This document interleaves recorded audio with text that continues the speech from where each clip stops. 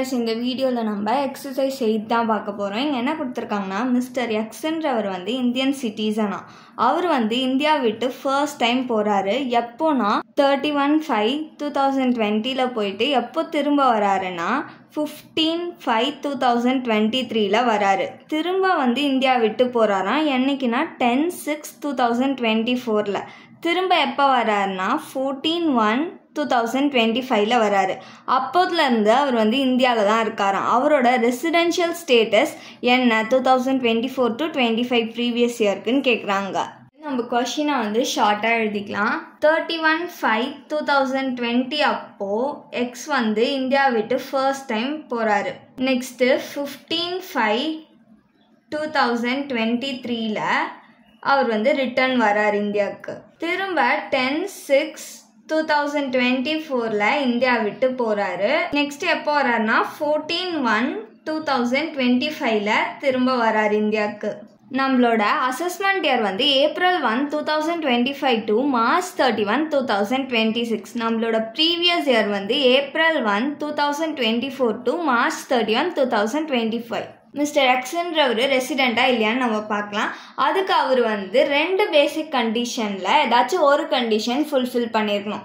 First basic condition என்னது, previous இயரில் 182 days அவர் வந்து இந்தியாவில் ஸ்டே பண்ணியிருக்காரான்னு பார்க்கலாம்.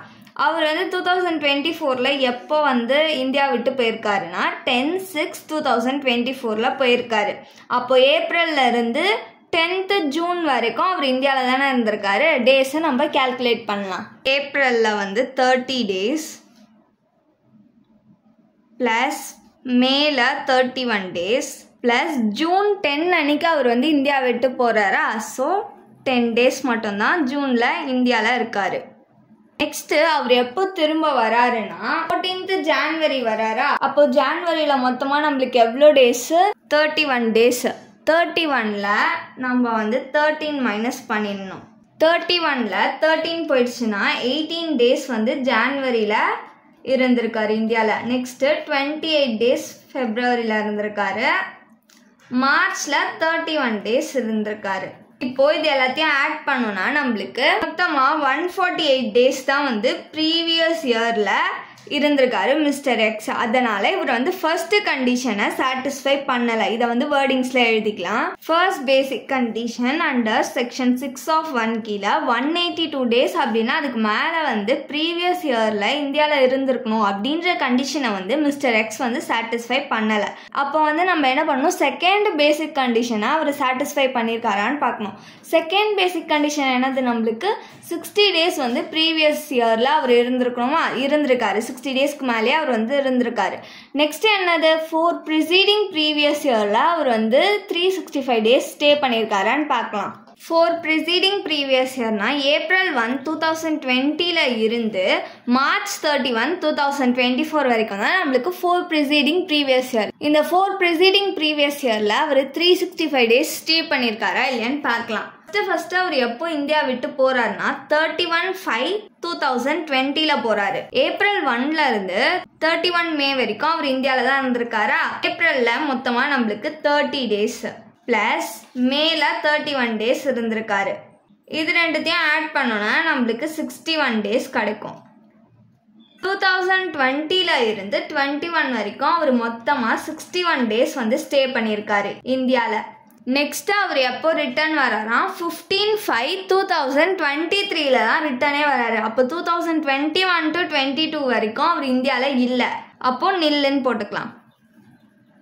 நெக்ஸ்ட் 2023ல எப்போ வராரு, அவரு மே தான் வராரு. இங்கே வந்து நம்மளுக்கு இயர் எப்போ முடியுது, March 31 முடிஞ்சிச்சு.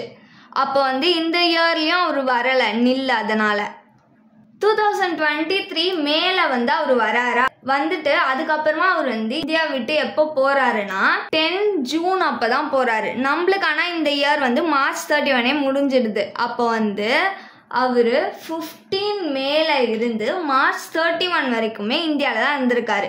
டேஸ் கேல்குலேட் பண்ணலாமா.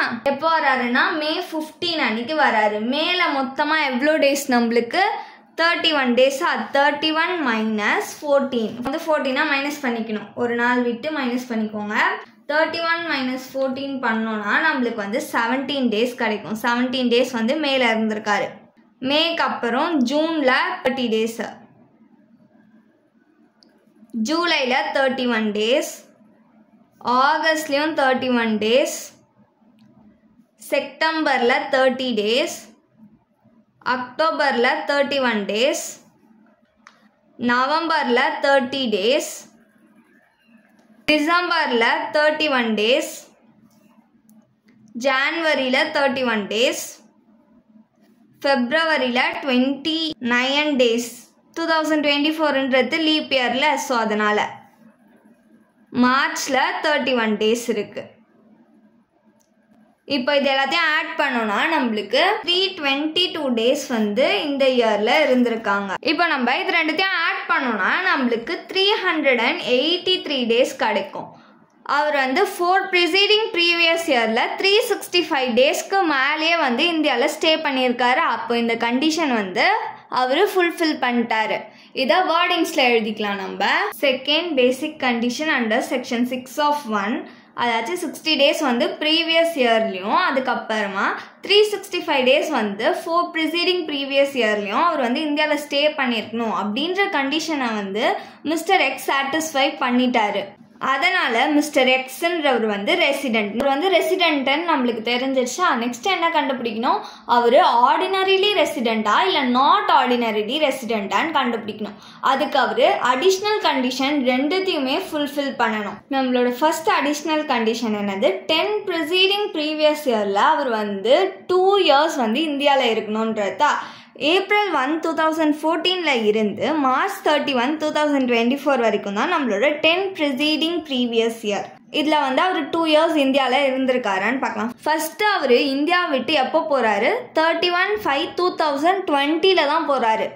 அதுக்கு முன்னாடி வரைக்கும் அவர் இந்தியாவில் தான் இருந்திருக்காரு. அப்போ ஏப்ரல் 1, 2014 டு மார்ச் 31, 2015 அவர் வந்து இந்தியாவில் தான் இருந்திருக்காரா. ஸோ 365 டேஸ் இங்கே அவர் வந்து ஸ்டே பண்ணியிருக்காரு.